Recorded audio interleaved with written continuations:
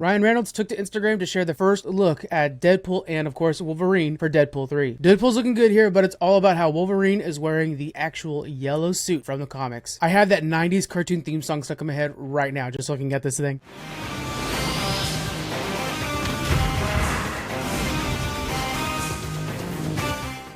Over the last few days, we also learned that, we have Ben Affleck returning to play Daredevil, which I've never thought would happen. We even have Garner coming back to play her Elektra. That's all good, but this Wolverine right here, this is amazing. Ever since Hugh Jackman's been playing the role, I've always wanted to see him in the original suit, and we finally have it. Now, it's important to remember that Deadpool 3 is on a break right now as the WGA is striking, but it should be coming out early next year. Outside of Jennifer Garner and Ben Affleck, we don't know who else is coming back yet, but it is rumored that a lot of the original X-Men, even Storm, are coming back. It sounds like they're using Deadpool 3 for the MCU to kind of clean up everything else that was Marvel in the past. But again, how dope does this suit look? I'm just so happy to see Hugh Jackman in an actual yellow suit like he should have been from the beginning. EA has confirmed the development of a Black Panther video game, this coming from their new studio, Cliffhanger Games. Cliffhanger Games is made up by a lot of the Monolith Productions team, which did Shadow of Mordor, one of my all-time favorite games. Other developers on this game have worked on Halo Infinite, God of War, and Call of Duty, all pretty solid. The lead on this project, Kevin Stevens, says, "We're dedicated to deliver fans a definitive and authentic Black Panther experience, giving them more agency and control over their narrative than they have experienced in other story-driven video games." That to me sounds like they're taking advantage of the Nemesis system, which made Shadow of Mordor and Shadow of War famous. For those unfamiliar, the Nemesis system made it to where the bad guys you were fighting remembered you, and if they survived the fight, they'd come back with a vengeance and maybe the burns from the fight you had before. The best part of this system is it created stories within the game that were authentic to the person playing. Going back to Shadow of Mordor, say I fought an orc and I beat him up and used bees to scare him off or something like that. He'd come back with the name of like Bee Terror and would be like talking smack about like, I know what bees are now or something like that. It would be fun. And if he survived that fight, maybe he had a metal arm next time and was like, I'm the guy, the bee metal arm dude, and it just became this big story and became rivals, and you could have later on recruit him to be part of your army. It created really fun stories. Black Panther doing this, I mean, I'm just so excited about this. Now, it's important to remember this is very early in development. We're talking probably like 5 years from now, but it's cool that we have a Black Panther game being made, and I'm really excited about Cliffhanger Games and seeing what they make in the future. If you guys are interested in Shadow of Mordor or its sequel, Shadow of War, they're always on sale. It's always such a good deal. It's a good mix of like Assassin's Creed and Arkham games, which is, I mean, that just tells you right there. So check that out, guys, and if there's anything else coming up for the Black Panther game, I'll make sure you know about it.